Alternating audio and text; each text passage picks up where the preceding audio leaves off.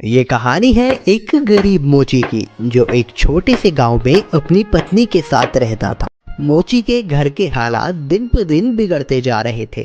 घर में जो भी राशन था वो भी खत्म होता जा रहा था। ऐसे ही एक दिन मोची ने अपनी पत्नी से कहा, अब मुझे और यहाँ नहीं रहना। यहाँ ना तो कोई कमाई हो पा रही है और ना ही कोई काम मिलता है। अरे पड़ोस का गांव बहुत बड़ा है, अब मैं वहाँ जाकर अपना मोचीगिरी का काम करूँगा। कुछ दिन घर से दूर रह लूंगा, कम से कम घर का खर्चा चलाने लायक कमाई तो हो जाएगी वहाँ। क्यों, वहाँ के लोगों के जूते चप्पल ज्यादा टूटे हैं क्या, जो आपको वहाँ जाकर ही मौजेगिरी करनी है? अरे अपनी जन्मभूमि में रहकर तो सिक्के कमाए नहीं जाते, पराए गाँव जाकर कमाएंगे ये पैसे। अगले दिन सुबह सुबह मोची चुपचाप अपने जूते चप्पल ठीक करने का सामान उठाकर दूसरे गांव की ओर निकल पड़ा। दोपहर होने तक वह पड़ोस के गांव माहुलबनी में पहुंच गया। हारा थका मोची जब माहुलबनी के बाजार में पहुंचा तो हैरान रह गया, क्योंकि वहां तो पहले से ही काफी मोची अपनी दुकान लगाए बैठे थे। अरे यहाँ तो पहले से ही इतने मोची अपनी दुकान लगाए बैठे हैं। ऐसे में मुझ अनजान मोची के पास ग्राहक कैसे आएगा? लगता है यहाँ से भी खाली हाथ ही जाना पड़ेगा मुझे। नहीं नहीं, खाली हाथ घर भी तो नहीं जा सकता। तभी मोची को ग्राहकों को अपने पास बुलाने की एक युक्ति सूझी। उसने अपनी दुकान लगाई और उस पर एक बोर्ड लगाकर बड़े बड़े शब्दों में लिख दिया, जूतों का अस्पताल। हमारे यहाँ जूतों का इलाज किया जाता है। नए जूते बनवा लो, नए जूते बनवा लो, या अपने पुराने जूते बिल्कुल नए जूतों की तरह बनवा लो। लोगों ने जब ये सब देखा तो उन्हें कुछ नया देखने को मिला। नए जूते बनवा लो, नए जूते बनवा लो, या अपने पुराने जूते बिल्कुल नए जूतों की तरह बनवा लो। जूतों का अस्पताल?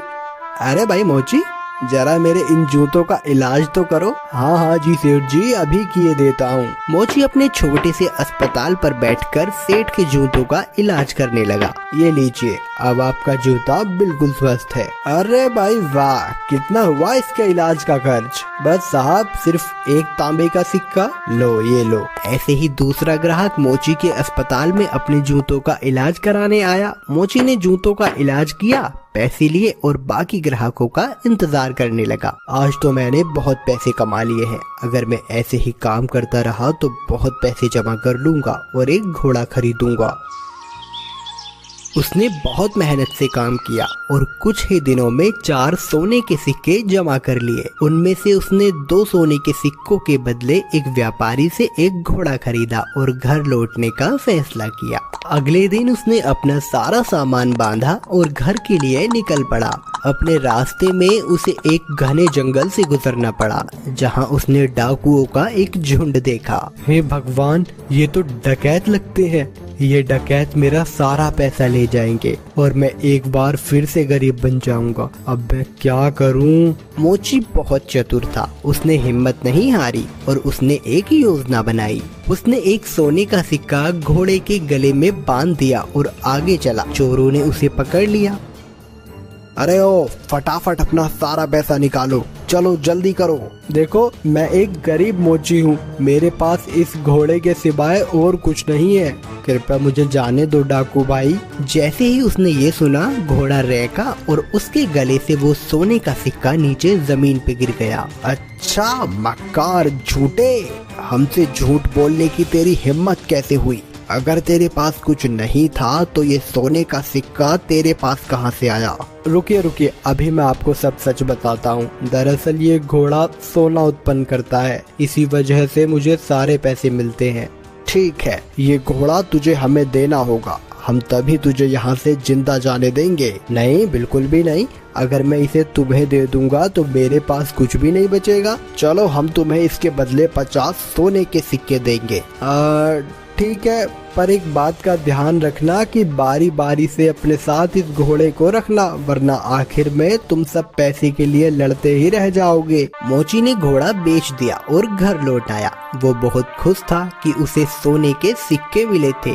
इस पैसे से उसने अपने ही गांव में थोड़ी सी जमीन खरीदी। इस बीच डकैत भी घोड़े को लेकर अपने अड्डे पर पहुंच गए। वहां डकैतों के सरदार ने अपने आदमियों से कहा, इस गिरोह का सरगना होने के नाते इस घोड़े को सबसे पहले मैं रखूंगा। उन सब ने अपने सरदार की बात मानी और उस रात सरदार अपने अड्डे पर उस घोड़े के साथ सोया। अगली सुबह जब वो उठा तो उसने देखा कि वहां अस्तबल में कुछ भी नहीं था। उसने पूरा अस्तबल सही से देखा पर उसे कुछ नहीं मिला। वो जान गया कि इस मोची ने उसे बेवकूफ बनाया है। इस बीच एक और डकैत वहां आया। सरदार, आपको सोना मिला? हमें भी बताइए कि कितने सोने के सिक्के घोड़े ने उत्पन्न किए। तुम खुद ही ये पता लगा लोगे जब आज रात तुम खुद ही इस घोड़े को रखोगे। सरदार ने किसी से कुछ नहीं कहा क्योंकि वह अपने आप को बेवकूफ साबित नहीं होने देना चाहता था। एक एक करके सभी डकैतों ने घोड़े को अपने साथ रखा पर उनमें से किसी को कुछ नहीं मिला। वे सब समझ गए कि उन्हें बेवकूफ बनाया गया है। उस मोची ने हमें बेवकूफ बनाया है, अब हम उसे सबक सिखाएंगे। सरदार, उसने ये साधारण सा घोड़ा हमें 50 सोने की मोहरों में बेचा है। हम उससे अपना पैसा वापस लेंगे और हमें धोखा देने की जुर्रत की सजा देंगे। हाँ चलो चलो। वे सब के सब मोची के घर की तरफ निकल पड़े। मोची अपने खेतों में काम कर रहा था। उसने सभी डकैतों को अपने घर की तरफ आते हुए देख लिया। मोची जल्दी से अपने घर में गया और अपनी पत्नी से बोला, अरे भाग्यवान, मेरी बात ध्यान से सुनो। अभी एक डकैतों का झुंड यहाँ आएगा और जब वो मेरे बारे में पूछे तब तुम उनसे कहना कि मैं खेतों में काम कर रहा हूँ। फिर हमारे कुत्ते जबरा को भेजना मुझे बुलाने के लिए। ये कहकर वो अपने घर के पीछे छुप गया। कुछ देर के बाद चोर वहाँ आ पहुँचे। वो मोची कहाँ है? बुलाओ उसे, हम उससे बात करना चाहते हैं। वो तो खेत पर गए हुए हैं। आप रुकिए, मैं अभी अपने कुत्ते को भेजती हूँ उन्हें बुलाने के लिए। जबरा, तनिक अपने मालिक के पास तो जाना और जाकर उनसे कहना कि कुछ लोग उनको बुलाने आए हैं। ये सब क्या है? क्या जबरा सचमुच तुम्हारे पति को यहाँ ले आएगा? जरूर, वो हर बात समझता है। जब वो खेत पर होते हैं और मुझे उनसे बात करनी होती है तो मैं बस जबरा को उनके पास भेज देती हूँ और जबरा मेरी बातें उन तक पहुँचा देता है। डकैत मोची की पत्नी से बात कर रहे थे तभी मोची वहाँ आ पहुँचा। ओह डकैत भाई, आप आए हैं। जबरा ने मुझे बताया कि आप मुझसे कुछ बात करना चाहते हैं। हमें तुम्हारे इस घोड़े से कुछ नहीं मिला। तुमने हमें धोखा दिया, हमसे झूठ बोला। अरे आप कैसी बात कर रहे हैं? मुझे लगता है आपको कुछ तो गलतफहमी हुई है। आज जो कुछ भी मेरे पास है सब कुछ उस घोड़े की बदौलत ही है। अच्छा चलो ठीक है, हम तुम पर एक बार और विश्वास करते हैं, पर उसके बदले तुम्हें हमें ये कुत्ता भी बेचना होगा।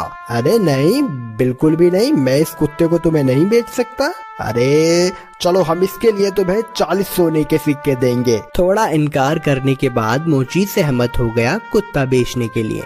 चोरों ने जबरा को लिया और चले गए। जब सभी डकैत अपने अड्डे पर पहुंचे तो सरदार ने ऐलान किया कि वो पहला होगा जो कुत्ते को अपने पास रखेगा। बाकी डकैतों ने उसकी आज्ञा मानी और चले गए। सरदार ने अपने बेटे श्याम को बुलाया। सुनो श्याम, मैं अब काम पर जा रहा हूँ। अगर मेरी जरूरत पड़े तो इस कुत्ते को मुझे बुलाने के लिए भेज देना। जैसा आप कहो पिताजी। कुछ देर बाद एक डकैत को अपने सरदार से एक काम आन पड़ा। उसने श्याम के पास आकर सरदार को बुलाने के लिए कहा, आप रुकिए, मैं तुरंत उन्हें बुलावा भेजता हूँ। जबरा, जा और जाकर पिताजी से कहना कि कोई वहाँ आया है उनसे मिलने। जबरा सरदार के अड्डे से भागा और बजाय सरदार के पास जाने के वो सीधा मोची के पास गया। जब सरदार घर वापस आया तब उसने देखा कि जबरा वहाँ नहीं था। वो जान गया कि जबरा जरूर अपने मालिक के पास गया होगा, तो वह अकेला फिर से मोची के घर गया। सुनो, क्या जबरा तुम्हारे पास आया हुआ है? हाँ, वो यहाँ आया है। मेरे ख्याल से उसे जरूर मेरी याद आ रही होगी। मेरी मानिए तो उसे थोड़ा सा समय दीजिए, अंत में वो आपको अपना मालिक स्वीकार करने ही लगेगा। सरदार जबरा को वापस ले गया और उसने अगले दिन उसे अपने साथी को दे दिया। जबरा सारे डकैतों के साथ एक एक करके रहा, पर वह हर दिन मोची के पास वापस लौट आता। सबने ये जान लिया कि एक बार फिर से मोची ने उनका बेवकूफ बनाया है। उन सब ने विचार विमर्श किया। इस बार हम बेवकूफ नहीं बनेंगे, मैं उस मोची को अब सबक सिखाऊंगा। इस बार सारे डकैत मोची के घर पहुँचे। उन्होंने मोची की एक न सुनी और मोची को एक बोरे में डाला और उसे लेकर वहाँ से चल दिए उसे सबक सिखाने के लिए। मोची चुपचाप बोरे में पड़ा रहा। रास्ते में वे सब एक मंदिर के पास से गुजरे, तभी एक डकैत ने कहा, सरदार, गर्मी बहुत ज्यादा है, क्यों ना कुछ देर यहीं आराम किया जाए। सरदार भी उसकी बात मान लेता है और मोची को वहीं छोड़कर मंदिर में आराम करने के लिए चले जाता है। सुअरों का एक झुंड वहां से गुजर रहा था और जब मोची ने सुअरों के झुंड की आवाज सुनी तो मोची को एक उपाय सूझा और उसने तेज आवाज में चिल्लाना शुरू किया, मैं ऐसा नहीं करूँगा, मैं ऐसा नहीं करूँगा, मुझे छोड़ दो, मुझे जाने दो। सुअरों के मालिक ने उसकी आवाज सुनी और वो उसकी ओर आया। अरे रुको रुको, क्या हुआ, तुम क्या नहीं करोगे? किसने तुम्हें इस बोरे में डाला? वो मेरी शादी जबरदस्ती जमींदार की बेटी से करवाना चाहते हैं, पर मैं शादी नहीं करवाना चाहता। क्यों भाई, क्या तुम पागल हो? अगर मैं तुम्हारी जगह होता तो मैं यकीनन उसकी लड़की से शादी करता। अगर ऐसी बात है तो आओ, मैं तुम्हें बोरे में डाल देता हूँ और तुम जाकर उसकी लड़की से शादी कर लो। सचमुच? बेशक, लेकिन पहले मुझे बाहर तो निकालो। सुअरों के मालिक ने मोची को बोरे से बाहर निकाला और खुद बोरे के अंदर घुस गया। मोची ने उसे बांध दिया और उसके सुअरों को लेकर वहां से चला गया। शाम को डकैत मंदिर से बाहर आए, बोरे को लिया और चले गए।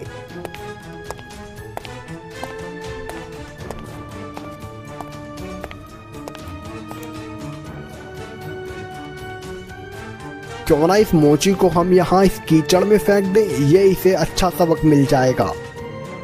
डकैतों ने उसे कीचड़ में फेंक दिया और वहां से चले गए। वापस आते हुए उन्होंने मोची को सड़क पर देखा और वो हैरान रह गए। अरे तुम यहाँ कैसे पहुँचे?